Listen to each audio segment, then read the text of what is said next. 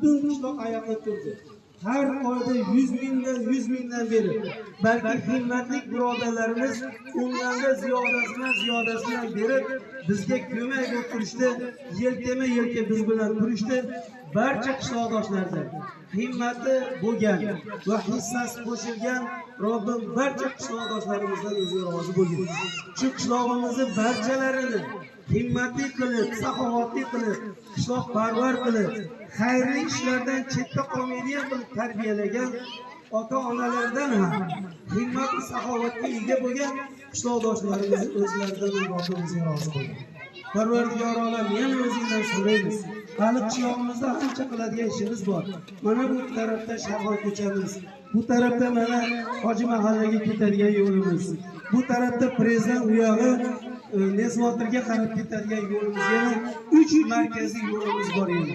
Xudo xolasa mana shu birdamlikda davom etadigan bo'lsak, yana bir yoqadan bosh chiqarsak, senga nima, menga nima demasak, qolgan yo'llarimizni ham osongina Xudo xolasa ado qilamiz. Mana agar shu yo'lda open byudjetdan yutmaganimizda agar shu open byudjet g'alabasini Robbim bizga bermaganida bu yo'lda juda ham qiynaladi ekan. Chunki hozir open byudjet shunaqa open byudjetlarni yo'lga qo'yib, bu loyihalarni yo'lga qo'yib, shu fuqarolarimiz, davlat odamlari o'zlari harakat qilib yutmasin dedi, biz qilaveramiz dedi, biz harakat qilib yutdik, mana qilib berdi. Xudo xolasa shu ne'matni biz ko'rdik, hammamiz ko'zimiz bilan guvohmiz. Yurtimiz tinch bo'lsin, yurtimiz barcha rahbarlaridan jonlari sog' bo'lsin. Viloyat rahbarlari, bu yo'l qurish rahbarlari, hammalarini Robbim o'zing panohingda asragin, hifzingda saqlagin. Bu g'alabaga sababchi bo'lgan, bu asfalimiz tamomiy yetishiga sababchi bo'lgan barcha qishloqdoshlarimizdan Robbim rozi bo'lgin. Yana o'zingdan takror so'raymiz. Birdamligimizni ziyoda qil.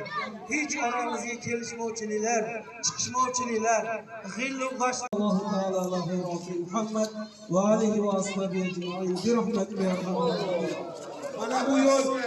Mana bu yo'l Xudo xolasa qishlog'imizga hayitli bo'ldi, bayramli bo'ldi. Yaqindagina